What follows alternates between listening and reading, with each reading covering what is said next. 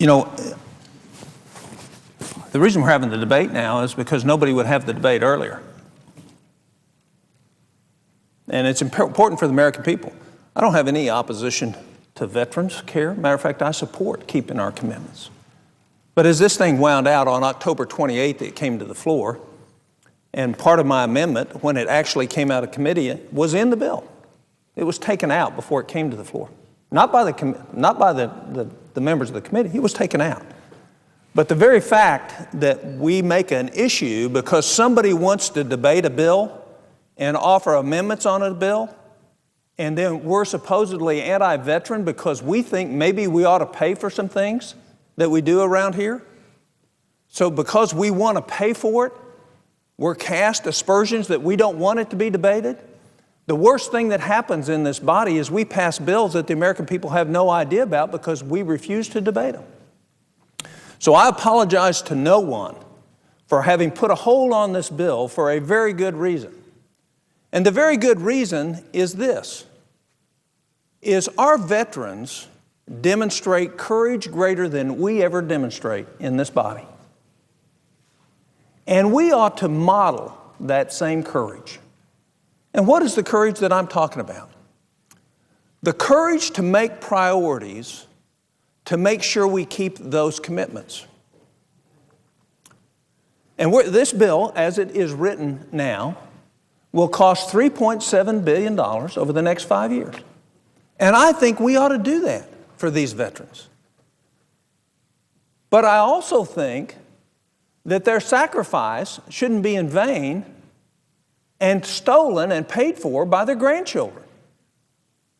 So I believe that we ought to pay for what we're going to do. You know, it's very interesting that the senator from Hawaii mentioned speaking at the World War II memorial. This bill, as it's written, excludes World War II veterans from this benefit. It excludes Gulf War veterans from this benefit. What about them? And is the reason that the other veterans, the Vietnam veterans, the Korean veterans, weren't included is because we thought we couldn't afford it? I think that's probably the reason.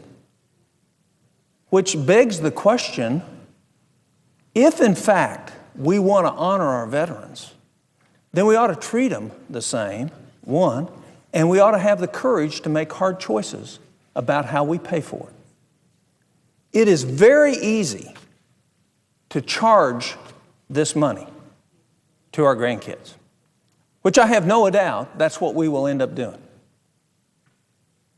But the biggest threat facing our country today is not Islamofascism and Islamoterrorism.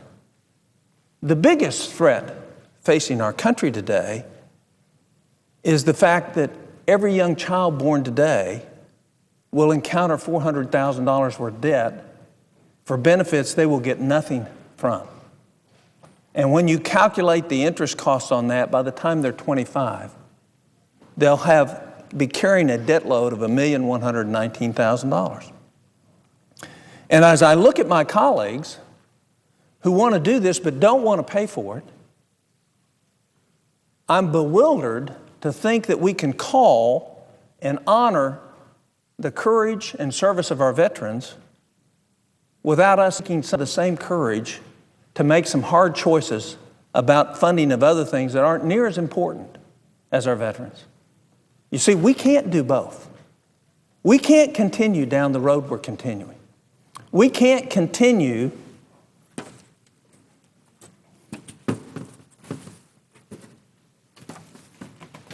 to spend the money we're spending and borrowing 43 cents of every dollar that we spent this last year, borrowing it from our grandkids. It won't work. We will fail as a nation.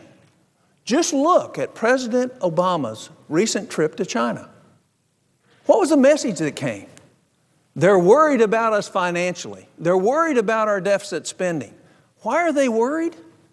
Because they own close to $1 trillion worth of our debt. They now impact our foreign policy decisions only by the fact that they own so much of our debt. can we continue to do this and have a free America? Can we continue to do this and our children have opportunity, at least to the level that we've had? What do our veterans fight for? Why did they display and put their body at risk if it's not for a greater future for our country? When we think about this past year, and it's going to be worse this next year, it's going to be 44 or 45%. It's what we're going to borrow of every dollar that we spend. Do we not have an obligation to our grandchildren as well as our veterans? This isn't even a hard vote. Our entire contribution to the United Nations is wasted in the fraud of the peacekeeping that we contribute to. We contribute 25% of all the United Nations money, and we have reports and studies and leaked documents that show that the vast majority of the money that we put in the United Nations gets defrauded from the United Nations. And so we're going to get to make a choice with this amendment. We're going to say we're going to treat all the veterans the same, one, and we're actually going to pay for it by saying it's a greater priority to take care of our veterans than to fund a corrupt, fraudulent peacekeeping forces as run through the United Nations. That's what we're going to say. And if this amendment passes, it'll send a wonderful signal to the United Nations to clean up your act. It'll send a wonderful message to our children and grandchildren is that we're finally going to start acting responsibly. And it'll send a great message to our veterans is that, yes, we really do care, and we care enough to make sure the sacrifice you made will not be squandered by us not making hard choices. We owe a lot to our veterans. And the number one thing we owe to our veterans is to make sure what they fought for in the future that we have is secure in our children and grandchildren's generation. It is not secure today based on the fiscal situation we find ourselves in.